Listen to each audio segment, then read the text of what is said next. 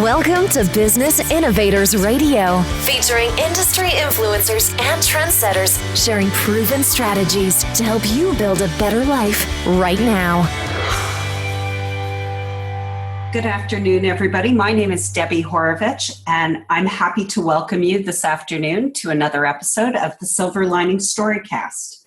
This is the new interview storytelling series that I'm launching this fall, 2016. And I'm really excited to do so because I found myself when I was launching the Silver Linings Story book, it's my anthology book that's a lot like Chicken Soup for the Soul. When I was launching that book, I really found myself needing even more opportunities to give the people that I know a chance to share their story and really to explore and to promote, sometimes and often for the very first time, the worst and best experiences that we've had. And what we're doing through this conversation is looking to recognize the truth in the saying that every storm cloud has a silver lining.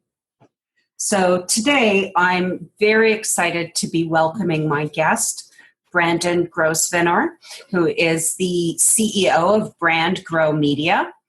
Brandon brings 2 decades in media, marketing, and advertising to his current position as founder and CEO of Brand Grow Media. He's held executive level positions at some point at some of the largest media companies, including AOL Canada, Microsoft Advertising, and Post Media Network. In 2016, he launched Brand Grow Media, a full-service media agency as an alternative to the traditional advertising agency structure. Brandon saw the need for a more flexible model that understands what's going on in the media world today and can respond more quickly. He created a cooperative of top strategists, designers, media specialists, and project managers who work under his direction to grow brands for marketers and advertising agencies of all sizes. As a speaker in demand, as a gifted speaker, Brandon is often invited to share his insights at industry events on both sides of the border. He has sat on several industry governing boards, including IAB Canada, Canadian Newspaper Association, the CNA, NADBank, and Local Search Association, the LSA. He's a past vice chair of Canada's top 10 corporate cultures. Wow, very accomplished. Thank you so much for joining me here today, Brandon. I'm so happy to have you. My absolute pleasure. I'm happy to be here. Fantastic, Brandon. So I'm excited that you're here to share your silver lining story with our listeners, and that you'll be participating in the upcoming Toronto edition of the book as well.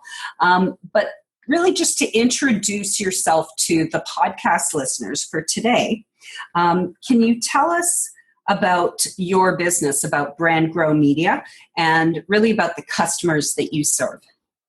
Yeah, absolutely. And again, thanks very much. We certainly appreciate the opportunity. As you mentioned, we had started this agency. I had started this agency almost exactly a year ago, last October. And really, it was born out of, I would say, half need and half experiment. The need piece was something that I saw over the last, call it 7 or 8 years as the media industry started getting much more complicated. There were 2 things really at play during that time. There was many more choices, and certainly the digital age certainly changed how people were planning, buying, and executing media campaigns. But at the same time, was this push to kind of get faster, cheaper, and things were becoming obviously much more commoditized. So as that kind of balance of trying to save money, go quicker, had a head-on impact with, the complexity that was challenging the media industry, the quality of work, candidly, was really suffering. And where we typically saw people cutting corners was really around the media planning and execution piece. And, really, as I mentioned, the experiment part was really to see, would clients, would companies, would marketers still pay for a an ironclad media strategy, or candidly, are they letting the tail wag the dog, so to speak, and come out with great creative, but not know how to execute it? So we kind of set forth at that time and just thought, let's work with a small handful of clients, realizing that budgets aren't increasing, and being able to go out there and charge, a significant amount of money for a high-level strategy was not going to be successful. We looked to change the business model. And, I know there's a lot of different business models now as it relates to traditional ad agencies. But I think, one of the things we looked at, and a unique difference of ours, is there are thousands of independents out there doing terrific work, within their discipline. So whether they're graphic artists, whether they're, SEO specialists, whether they're social media specialists, there are a ton of talented folks out there that have also become, maybe disenchanted with the traditional model. And, our hope was to be able to pull all of these people in, depending on the client and the work that needed to be done, and build out this cooperative of talent. And we've had about 1,200 people, just in the last year that we've actually reached out to and actually worked with. So it's been profound. Yeah, that is significant. And I know you asked, certainly some of the clients we work with, I laugh because I do talk to my family and talk to my wife and talk to friends and kind of, who are you working on? And our client list certainly runs the gamut. We have, financial services, we have executive recruiters, we have technology, both, wireless and internet technology providers. We have a traditional publishing company that we're doing a bunch of consulting with. And we also work with a handful of larger agencies that have procured us to do, different pieces of work where, specialty is needed, and they don't have that through their, generalist platform. So it has been a pretty interesting client set that we've worked on, and our clients are traditionally pretty fun to work with, just in the fact that they are challenging the status quo, and that's who we're really looking to work with. That's fantastic. I know for myself, knowing a little bit about that industry, how fascinating it is for the people who work in it, especially. That's great, Brandon. So what we're here today to talk about really is your Silver Linings story. So please share with our listening audience what you've come up with. Yeah, I guess, it's funny. And one of the things that really interested me, Debbie, when you reached out, was I think a lot of times people only change courses when, either a life event or a work event, forces them to change. And that was certainly, my case. As you mentioned off the top, I had worked, the better part of 2 decades, kind of working my way up from, an account manager all the way up to running some of the largest media companies in Canada, and certainly loved the corporate side of the business. Probably would still be there if things hadn't changed. Mm-hmm. But, a little over a year ago, a company that I had really aspired to work for and loved working for, Microsoft, had made a very tough decision to move out of the traditional advertising space and move their product portfolio over to AOL Canada, or AOL globally, but certainly in Canada, our portfolio is moving to AOL. And I really had a decision to make at that time, whether I wanted to stay and continue doing what I was doing, albeit on a larger portfolio, or if I wanted to kind of take my head out of the sand, so to speak, and look around. And certainly Microsoft provided me with, long-term opportunities, a significant career path. And I really kind of had the blinders on and was kind of running down that path in the year and a half that I did work for Microsoft. But I really, I had kind of, and I'd entertained some other job offers. I certainly was entertaining the opportunity of staying with AOL. Everyone was terrific to me throughout that time, and certainly, people were reaching out to me to ask if I was interested in moving around. And I just kind of got to the point where it was, if I didn't, jump into something on my own now at my age and with my experience, I probably was never going to do it. And I think that sense of fear of the unknown in some ways kind of propelled me into, taking the leap of faith. I've been fortunate enough to have, enough contacts and enough people that have believed in me and believed in my colleagues that we haven't, really struggled for business thus far. But the biggest challenges are obviously scaling your business, staying true to your business plan and the work you're doing, and really, making sure that what you're turning out is exactly why you started what you started. And that's been such a fun journey for us, that we can choose who we work with. And I would say, there are days that certainly you wake up and you're out there fending for yourself and you're out there, churning business. But, the highs are so much higher. It's not even, comparable. It's when you win business and when people are buying from you, they're actually buying from you. They're buying your brand. And I don't think I fully realized, the sense of satisfaction that was going to come along with kind of going it alone.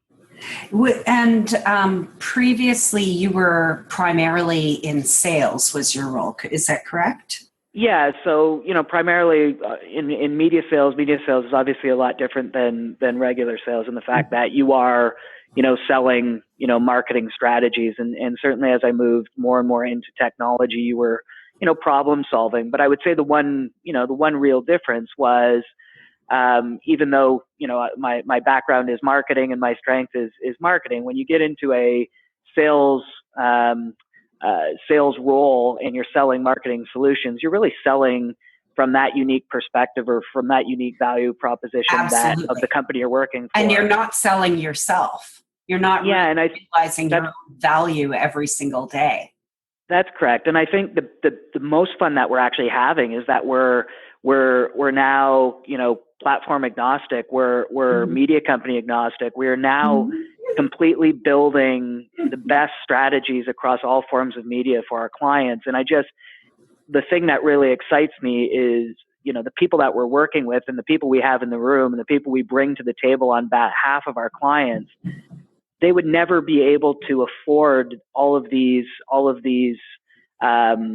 specialists and strategists all in one room if they were to go the traditional way. And we're able to do all of this through a different business model. And it's fun to kind of be at the forefront of an industry that has to change and someone who's kind of nudging it to change a little quicker than it would on its own. And that's been wildly exciting for us. Do you find that you get shots taken at you because you're nudging the industry forward? A lot of people really don't want the industry to move forward. I would say surprisingly enough, we haven't. And like I said, it's been interesting because we have had, some of the largest advertising agencies reach out to us for certain pieces of work. Yeah. And I guess my belief is that there's room for all of us. I mean, we're never going to scale to the point where we're going to be handling, multi-billion-dollar ad buys. And that isn't something we're interested in. With them. Yeah, we're not interested in that. We're really, we'd be happy to write the strategy and let someone else execute the plan. But, the fun part is we're able to take on, piecework. We're fast, we're flexible. We can run one campaign. We can run an annual campaign. We can work on a 5-year contract. I mean, we're flexible as to what our clients' needs are. And that's been good. But I would say in terms of people taking shots, I'm sure there was people at the beginning that, were like, well, we'll wait and see. They'll probably kind of be out in a year.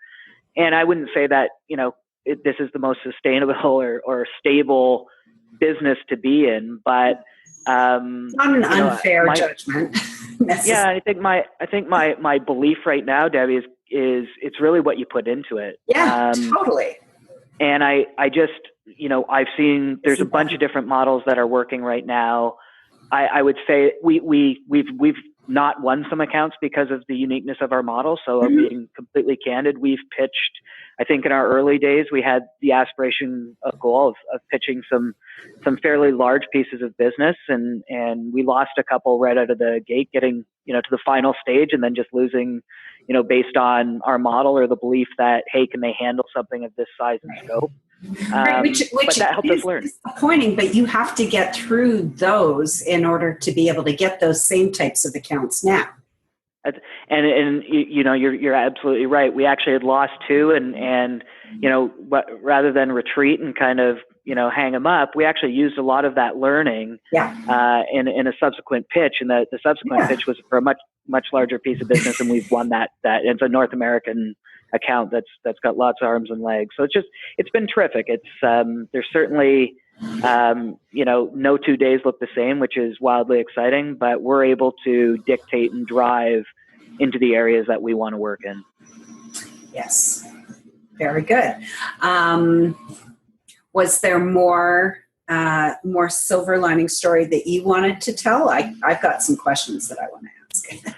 No, I think it was really, it wasn't anything horrific, but it was a crossroads of, do you stay and kind of grind out another 20 years with all this consolidation and commoditization in the industry? And who knows where you'll end up.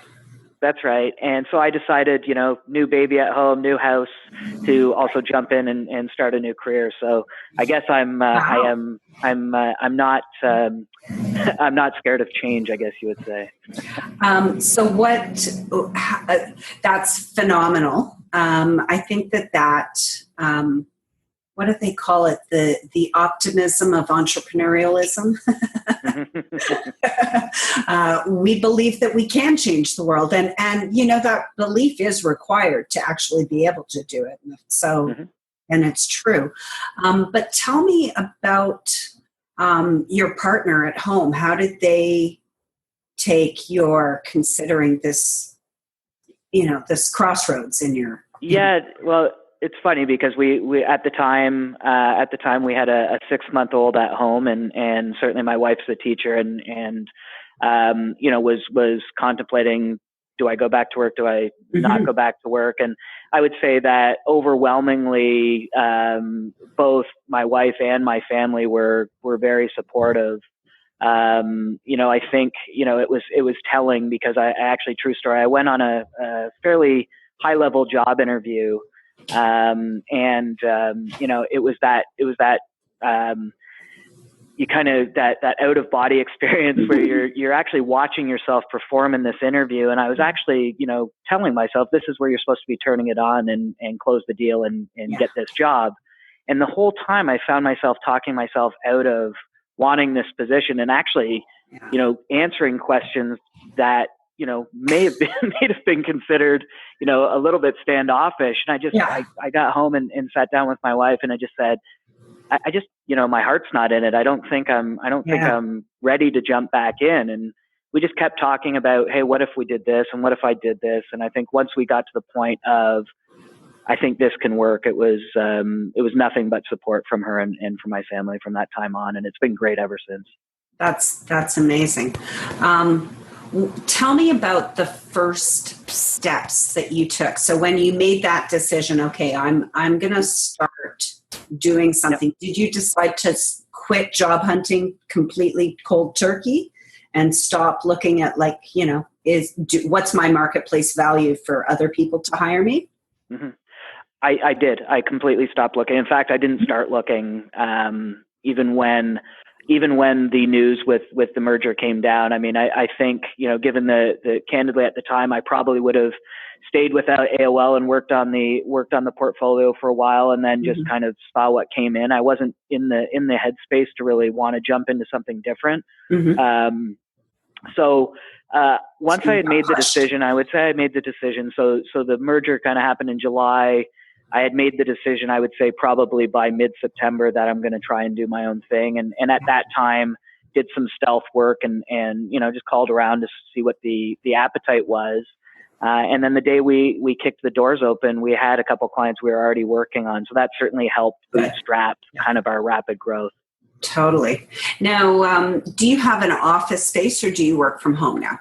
No, we have an office space. Like I said, with an 18-month at home, that was just a non-starter. So we have an office. When did you get that office space? When did you make that commitment? Okay. That's a big decision for people. And very often for businesses, like the decision to go retail or to have an office space is a critical life and death decision. Yeah, no, this business, I mean, I knew I was not going to be able to operate on a shoestring. So we opened our offices in Queen West last December. A couple months after we incorporated the company. So, and now we have 3 folks working out of this office, soon to be 4. And we're growing based on kind of the business we're winning and the type of business we're winning. So, but it was very clear, and we will expand as well into other parts of the country as well. So it was very clear early on that, you know, you have to have the infrastructure to support, you know, the work we're doing. And in order to do that, we needed to have, you know, a certain level of technology as well as an inspiring space for our folks to work in. Mm-hmm. Interesting. Can we go back just 1 second to a few minutes to where you were talking about some of the early pitches that you got but lost? Did you learn? I mean, you said that you took a lot of that learning from those early pitches and made it so that you could win a bigger account. What would be the primary learning that you took away? Or what did you do wrong in that first pitch that you'll never do again? Yeah, I mean, and that's a great question. And I was actually speaking to a bunch of students about this as well. And I think at that point, you're really looking at your near-term future, and it's hard to put that in perspective. And by that, I mean, we tried to be all things to all people. So it's one thing to be full service, but we want to be specialists. So I think the major one that we lost, I think we had tried to bite off more than we could chew. Not that I don't think we could have accomplished what we wanted to accomplish, but my sense was that during the pitch, we tried to be all things to all people. And I think what that was based out of was really that, hey, we're new. It would be great to have this size of account right out of the gate. And, you know, I think we tried to appease to meet you. That's right. I think we tried to appease them and stay true to what our skill sets were and what we were trying to do. And subsequently, funny enough, that account that we didn't win, we still haven't won it, but we've actually started to work on some ad hoc programs for them just around some specific areas that they were very interested in, you know, through our pitch. So yeah, it's all like, learning. Okay, we get that you can do everything, but we really want to talk about this piece. That's right. And you got to listen to them for those things. They're not always so clear when they say it. No, yeah, and it's so I think we were just trying to be too big, too quick, and I think, you know, that sense of humility and you know, those humbling experiences in the boardroom, you know, they just prepare you. You just have to take them as they are and take them as lessons for sure. Yeah. What's your favorite after pitch activity? How do you blow off steam? Oh, that's a loaded question. I didn't prepare for that one. Well, any of the folks that work with me or work for me will tell you that I'm a big fan of, you know, the after pitch unwind over a cocktail for sure. So typically right after we'll take the team out and just, you know, unwind and talk about how the pitch went and what could have gone better and what we thought went really well. Yeah. But that's certainly probably the immediately after pitch activity. And then after that, it's just really kind of getting back and refining and working back onto, you know, the work back schedule and all that fun stuff. Yeah, it's a very exciting lifestyle to be actively pitching business like that. I know that there's a lot of businesses that don't actively pitch their clients, like just the way that their business model is set up. They go through more of just a sales process rather than strategy and really relationship development. But I really appreciate, you know, the insights of, especially not trying to be all things to all people. I think it's for me, it seems mostly like a recognition piece of just recognizing where you are. And like not only is it impossible to be all things to all people, especially at the beginning.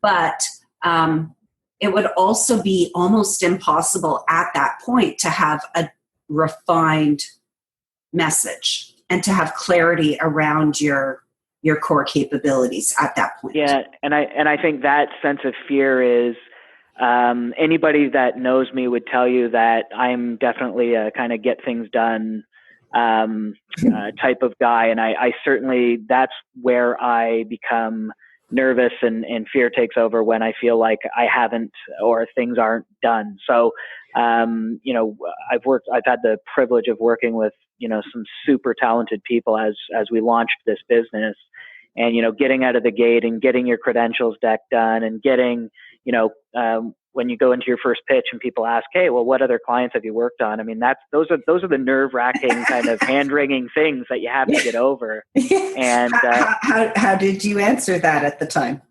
Very honestly, I mean, I think it's, hey, we've been in business for a month, so while I can't give you examples of what we've done in a month and all the great clients we've worked on, because we haven't, certainly, my prior career and a lot of, my coworkers' careers, we have worked on very big, very sophisticated, complicated pieces of business with outstanding results. So we're able to lean back on some of those things. But yeah, it's you have to start somewhere, and it always feels like, I would say, your first 6 to 12 months, you always feel like you're at a disadvantage just because you're not established. Yeah. At that point, but there's no shortcut for getting established.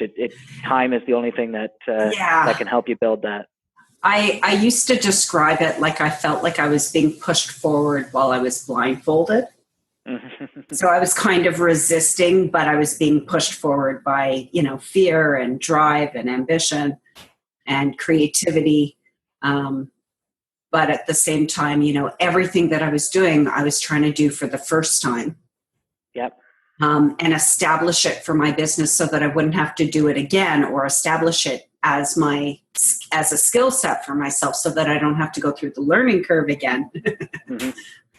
And then it's true. And I would say that, one of the biggest findings that we've had is, and it's been because we don't just fish in the sea of the RFP process of clients, moving agency to agency. We work on some small to medium-sized businesses. And I would say that the joy you derive from talking to the decision maker, who typically has been doing the marketing, and we're not talking about small marketing budgets. I mean, we're working with, we're talking $1 million advertisers that have run their own, ad budgets and planned their own media and done their own creative. Right from the beginning.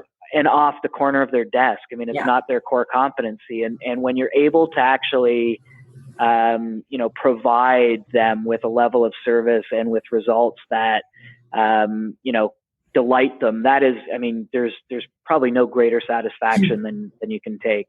So it's been great. It's been super rewarding for us. Would you say that those small business, and I mean, not necessarily small business, definitely, certainly not micro business, but, where their marketing budget is $1 million to $5 million a year, maybe less than $5 million, but they've been doing it themselves primarily. Is that the area of your business that you want to grow now?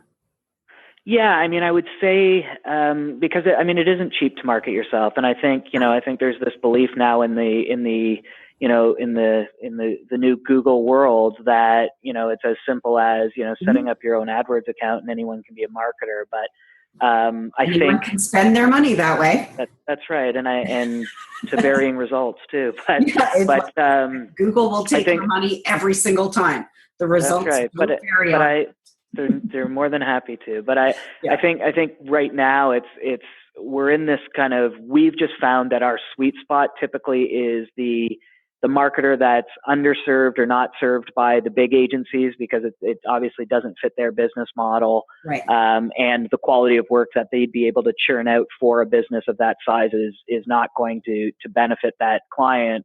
That seems to be the sweet spot. So you kind of nailed it. Anywhere between $1 million and $5 million is typically where we're working, but we have some clients that are significantly smaller that might be, one scope of work on one project. So it could be a $50,000 trade show, or it could be, a website build and brand strategy plan for a client. So it doesn't always include media. It can be, in consulting. Certainly we do a significant amount of consulting. One of the major areas right now are clients that actually want to bring their marketing in-house. So instead of having an outsourced agency, can they bring all of those skill sets and tactical executions in-house, not only to save money, which is obviously the context of why people do things, but or typically why they bring things in-house, but really to get a greater understanding of who's engaging with their brand and those insights that they're gleaning are their own insights, and they own their data. They own it, and they just have access to it. They don't have to pay for access to it through the agency. That's right, and it's the weirdest call we've gotten, and it's been amazing. It's, hey, we would love for you and your team to come in and show us how to do this internally, so that we eventually don't need to use you. And I thought, wow, what a great area to play in. Yeah, what a great little niche. Yeah, so it's like I said, we're flexible. We don't take ourselves too seriously. If we do have skill sets, or if we've stepped on landmines in this business, we're happy to show people where they are, and so they don't step on them as well. But it's been it has been a serious amount of fun so far. Good. Well, congratulations on the launch of your business and the transition from being an employee or being a corporate person over to running your own business. I'm sure there's a lot more growth and changes for you in the future, but I do appreciate you sharing, what was happening right around the time when you launched and some of the lessons that you've learned since then. Great. Anytime, and certainly appreciate the opportunity. Thank you so much. And can you let our listening audience know where they can find you, where they can reach out to you if they liked what you had to say, either about your business or just about your story, and they want to give you some feedback on it? Sure. All positive, I'm sure, but just let them know where to find you. Yeah, certainly our website would probably be the easiest. It's brandgrowmedia.ca, and we're also on every social channel. So just handle Brand Grow Media and you'll find us, and feel free to reach out to us across any of those vehicles. Fantastic. And thank you so much, Brandon, for joining us. And everyone in the listening audience, please look out for not only for this podcast episode and for Brandon attached to it, but also for his stories and insights to be in the Toronto edition of the Silver Linings Storybook, which will be out this December. Thank you for tuning in, and we will be back again soon. Have a great afternoon. Thanks for listening to Business Innovators Radio. To hear all episodes featuring leading industry influencers and trendsetters, visit us online at businessinnovatorsradio.com today.